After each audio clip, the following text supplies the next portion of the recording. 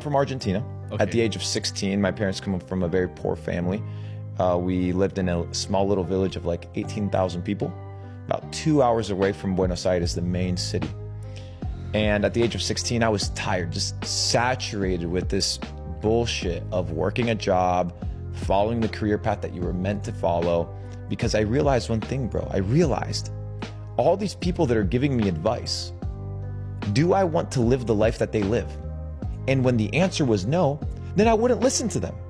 So when my parents said, hey, you should do this, you should go to this university, you should go to this location, you should hang out with these people, you shouldn't say this or you shouldn't do that.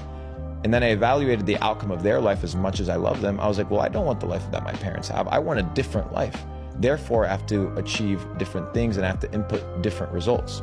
And I have to do different kind of measurements of business if I want to elevate. I can't be doing what my parents do. If my parents are doing 50K, 100K a month, I can't be capped by that mindset. I can't be capped by that information. So at the age of 16, you moved to US.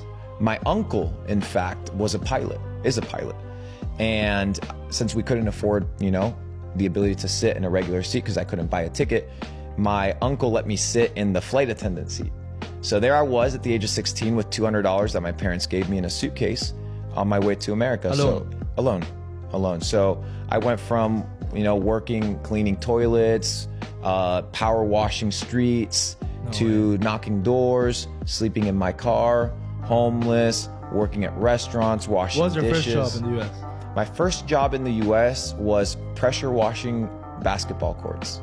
Wow. That was my first job in America, bro. And then cleaning toilets was my second job. Cleaning toilets? Yeah. You've cleaned toilets? Clean toilets. And there, it was called code brown or code black when a toilet got clogged.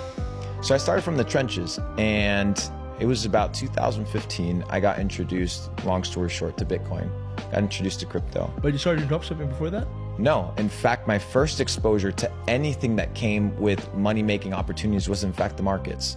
And then, of course, you have a $25,000 threshold in order for you to day trade, right? Because America has this bullshit rule that you can only trade like 3 times every couple days if you have a balance less than 25K, because they don't want people getting liquidated. So it's like, my first goal is, how can I make 25K, right? To be in a situation where I can, in fact, day trade. And I don't have to put a trade and swing it and wait for it.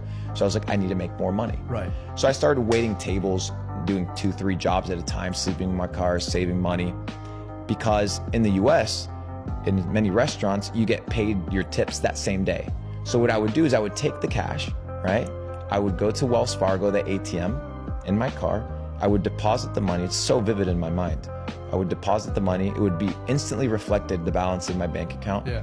And we would spend half of the budget buying crypto, right, on Bitstamp. And then the other half, it would be our advertising budget for Facebook ads for that day. So we were on a day-to-day basis. You were selling something on Facebook? Correct. So we started drop shipping probably about 6 to 7 months after I got exposed to the markets. We did extremely well 2019, 2020, made a couple $1 million, and then rolled over my entire net worth, every single penny of my net worth into crypto in 2020. In the crash of March, I remember we were playing Call of Duty. I rented a villa in Miami while everybody was freaking the fuck out about COVID. I was just chilling, making my money, making my moves. And I realized that this was my event to get rich. This was my moment. So I set all my buy orders on Bittrex and on Kraken. And I was buying order blocks of Ethereum, $10,000 every order block at like $90 a piece. Yeah. And then we were buying Cardano at half a penny. And my biggest play, of course, was, which is what I'm most famous for, is PancakeSwap. Your top 10 holder in PancakeSwap. I was a top 10 holder. I owned 1% of the not of the circulating supply, the whole supply of PancakeSwap, even though they continue adding tokens now. But I owned 1% of the supply, sub 50 cents or sub $25 million market cap, something ridiculous. And I rode that up to $2.6 billion market cap. So much so that I tattooed it on my neck. So how much did you make from that investment? Millions. It was a good opportunity. Yeah. A lot of money. Yeah. Enough to put me away for the rest of my life. Yeah, from that play alone, 30 years. I could live 30 years just from that. How much money was it? A lot. Like, you care to see the amount?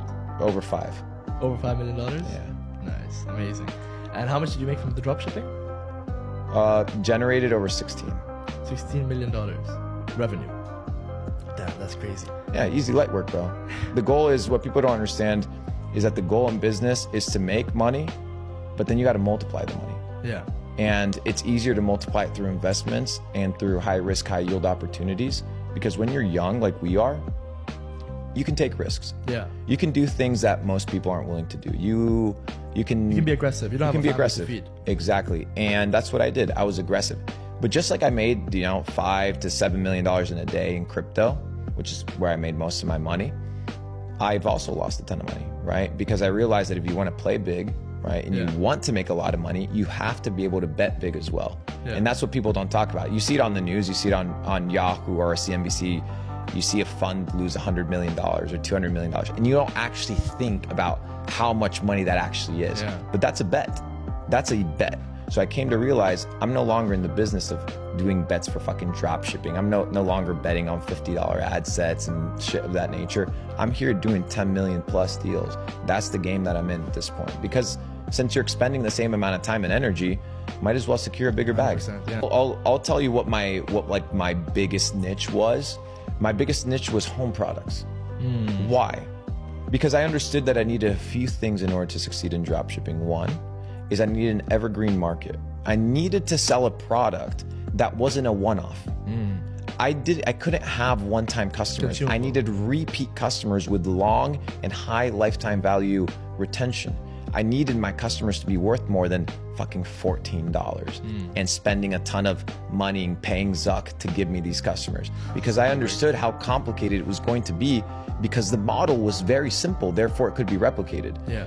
So I was like, okay, let's make our money with drop shipping. It's really good, but also we need to be adapting on everything that's back end. Our SMS flows, our email marketing, our ability to build a funnel of products based on... Where'd you learn all this stuff from? Bro, it's all on the internet, and it's logic. If you're thinking about a customer journey, right? Let's say you enter into my business. A lot of this has to do with logic. People are like, oh, where did you learn this shit? Where did you read this? Sometimes you just have to sit down and analyze. Sometimes you just have to sit down and think. Most people don't think. They don't have any time to think. They're always scrolling away, and they have time. They don't make it. Yeah. They don't make time to think. And when you understand that thinking is actually a skill, you begin to develop it. Yeah. Thinking is a skill set. I spent, in fact, it was about 8 to 12 months sitting around a fire. Literally, it was my job to sit around the fire, and we were just masterminding. I would bring different people into my house. I would come spend a few weeks with us, and we would literally sit down and mastermind. I didn't make money for that period of time. We were making, 100, 200K a month, light work, but I spent my entire time developing how to think. And what I realized is, with dropshipping specifically, is that in order for you to have a winning niche, you need a couple things. The first one is an evergreen ecosystem, your ability to continuously sell in perpetuity. Okay. The second thing is you need a big enough audience. Okay. So your pool of customers, if you're trying to scale to $1 million day, you can't have a 200,000 person audience. You need a big market. You need a big market. Target the masses. So that's why I was like, okay, let me sell household products, because every person is going to need this in perpetuity, always and forever. 100%. So when COVID rolled around, which was our first kind of like $1 million day, was $1 million in a day. Light work. I've done $5 million in a day. Profit. It's nothing, bro. What you're looking at here, Dubai, what I'm doing is fucking pennies, dude. You look in Dubai, these motherfuckers printing $1 billion a day. So when all these kids on the internet, they're like, oh, $5 million, there's no way. Dude, you have no fucking idea the level of wealth there is out there, and your pee-wee brain can't get it. It's okay. So $5 million is chump change. I see it as a stepping stone to what we're gonna be doing in the future. So a lot of people are like, oh, $5 million, show the receipts. Bro, motherfuckers out here doing $1 billion a day. And the receipts are there because they've seen your projects. Oh yeah, you can see the projects. You can literally go on my highlights where I'm literally telling motherfuckers to literally buy every single thing that I bought. I told people to literally buy Bored Ape Yacht Club at 4 ETH, where I was literally buying them up. People didn't listen. I told people to cash out of crypto at $4,000 in ETH. I sold all my ETH at $3,950. Every single penny of it. I have order blocks on my Binance that show $1 million to $2 million sales at that price. Most people were greedy at the time. They wanted to hold for more. Most people are gambling. Most people don't understand that the goal is to accumulate wins. It's compounding wins that matter.